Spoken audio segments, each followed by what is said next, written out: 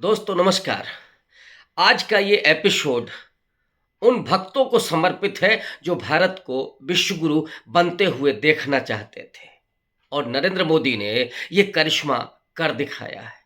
क्योंकि global hunger index में यानी वैश्विक भुखमरी के सूचकांक में भारत 125 देशों में 111वें स्थान पर पहुंच गया है।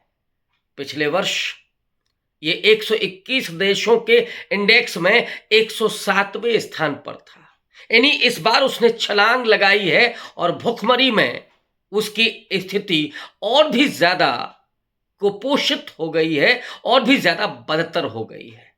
हालात तो ये हैं कि जो दुश्मन राष्ट्र है उन भक्तों की नजर में उसकी स्थिति बड़ी बेहतर है, जबकि गोदी मीडिया तो उन तमाम दृश्यों को दिखाता रहा पिछले वर्ष और बल्कि इस वर्ष भी कि पाकिस्तान में लोग दुकानों पर जाकर के आटे की बोरी की छीना झपटी कर रहे हैं। लेकिन भुखमरी के सूचकांक में तो भारत का स्थान बहुत बदतर है। उससे बेहतर तो पाकिस्तान का 102वें स्थान पर, उससे ठीक बांग्लादेश 81वें स्थान पर 81, नेपाल 69वें स्थान पर यानी 69वें स्थान पर है और श्रीलंका 60वें स्थान पर है। और ये जो इंडेक्स है इसको भारत सरकार ने, महिला और बाल कल्याण विकास मंत्रालय ने सिरे से खारिज कर दिया है और ये बहुत अच्छा है। शुतुरमुर्ग अपनी गर्दन को वो छिपा लेता है, रेत में छिपा लेता है, क्योंकि जो तूफान आता है वो समझता है कि अब हम सुरक्षित हैं। तो बेहतर है कि इन आंकड़ों को खारिज कर दिया जाए कि साहब भारत में तो ये स्थिति है ही नहीं।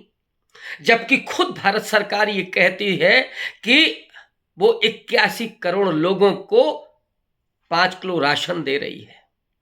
यानी देश भुखमरी की कगार पर खड़ा हुआ है। और इतना ही नहीं, इसके जो इंडेक्स के जो तमाम मापक हैं, जो उसके तमाम मानक हैं, उसमें बच्चों के कुपोषण को भी नापा जाता है और महिलाओं के एनीमिया को, खून की कमी को भी नापा जाता है। भारत में हालात ये हैं कि 15 से 24 साल की उम्र की जो महिलाएं हैं उनमें एनीमिया की दर 58% है, महज 58%। अब आप समझ सकते हैं कि कितनी महिलाएं भारत की खून की कमी की शिकार हैं। और बच्चों के हालात तो ये हैं कि कमजोरी की दर सबसे ज्यादा दुनिया में है, 18.7%। सबसे ऊपर हैं हम। यानी हमारे यहां बच्चे सबसे ज्यादा कुपोषित हैं, उनका पालन पोषण नहीं हो रहा है। और अगर आप नमक की थैली, 5 किलो गेहूं और चावल देंगे तो क्या उससे पोषण होता है?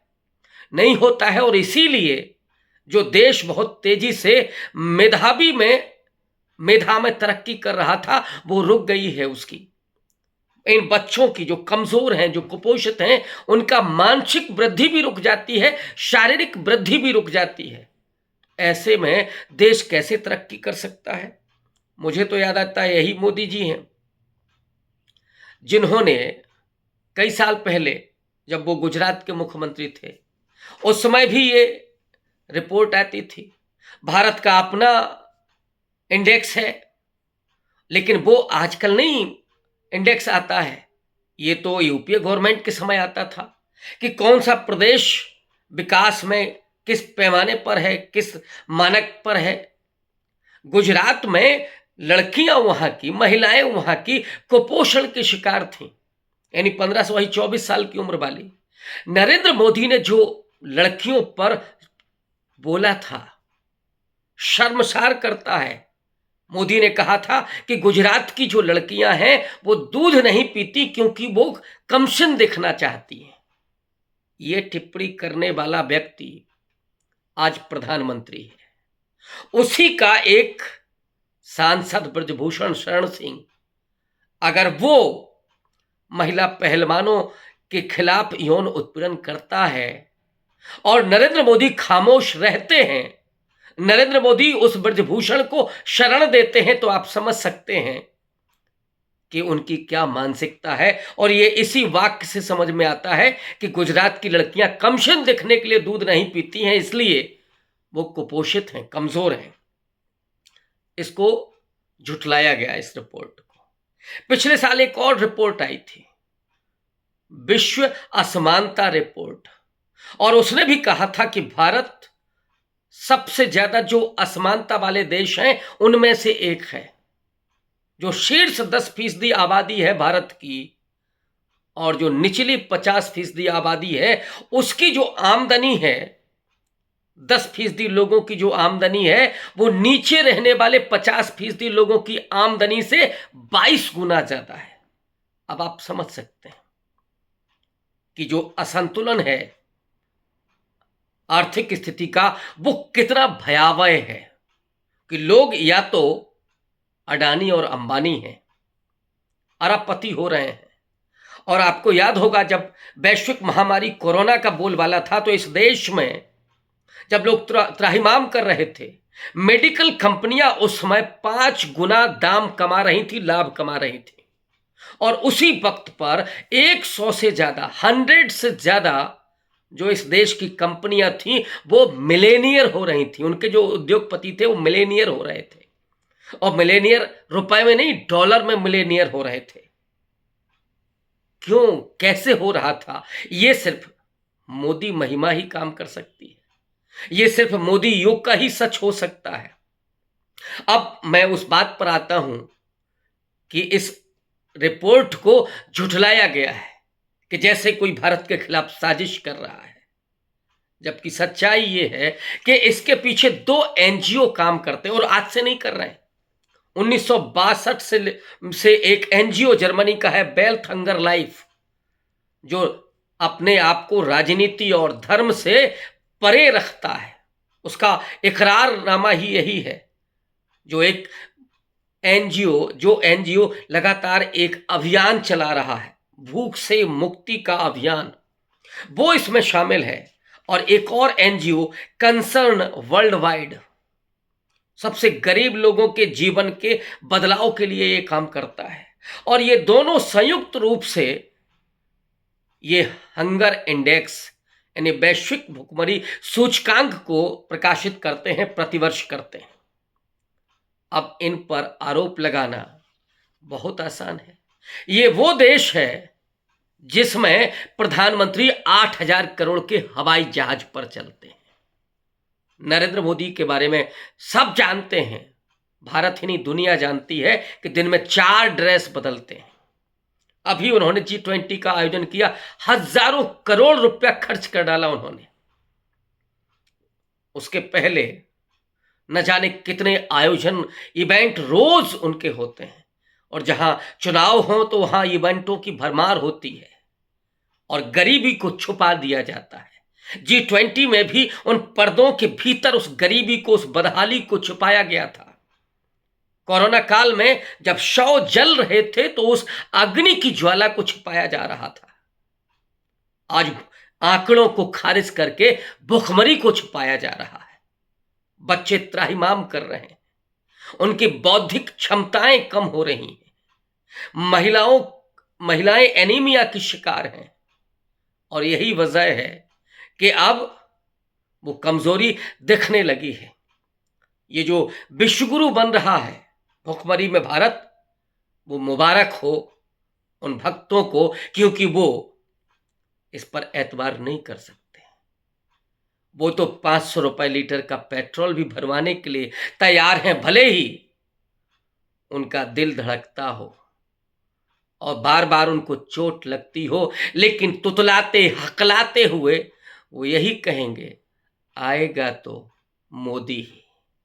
उन भक्तों को इसीलिए मैं ये एपिसोड समर्पित करता हूं और ये दुआ करता हूं कि इस देश में भुखमरी और महिलाओं की एनीमिया से मुक्ति कैसे मिले। किसी भी तरह से इस देश की सियासत को बदला जाए, इस देश में इस पागलपन को बदला जाए, हिंसा को, नफरत को और मानवीयता को फिर से केंद्र में रख करके उस पर बात की जाए, संवाद किया जाए, विमर्श किया जाए, उन आंकड़ों को स्वीकार करके और इस ये जो बीमारी है, ये जो मुश्किल है, इससे लड़ने की वो सलाहियत, वो ताकत पैदा की जाए। राजनीति से परे हट करके इसका समाधान करने की कोशिश की जाए, क्योंकि अगर लोग कमजोर हुए, बच्चे कुपोषित हुए, तो देश कमजोर होगा। लेकिन इस देश में एक वो विचारधारा है जो आज सत्ता में है, जो सिर्फ कुछ लोगों का ही वर्चस्व चाहती है। वो चाहती है कि बाकी के लोग कमजोर हो जाएं, मन से भी शरीर से भी टूट जाएं, और जो नफरत है उस हिंसा के जरिए उनको और दबा करके रखा जाए, कुचल करके रखा जाए, ताकि वो ना बोल सके। अगर बोलते हैं तो उनको जेलों में डाल दिया जाए। वो अगर इस सूचकांक से सवाल खड़े करते हैं सरकार पर कि आपने 81 करोड़ लोगों को लाइन में लगा करके उनको कुपोषित कर दिया है, क्योंकि हरी सब्जियां नहीं हैं, फल नहीं है, और सब्जियां की हालत तो ये है कि अभी 200-250 रुपए प्रति किलो टमाटर बिक चुका है। और अगर लोग सब्जी, तरकारी, दाल, चावल और रोटी भी खाने के मोहताज हैं, तो वो क्या गेहूं को और चावल को क्या उबाल कर पिएंगे, क्या उबाल कर खाएंगे? और अगर उसको नमक डाल करके उस पर खाएंगे तो क्या उससे उनको पोषण मिलता है?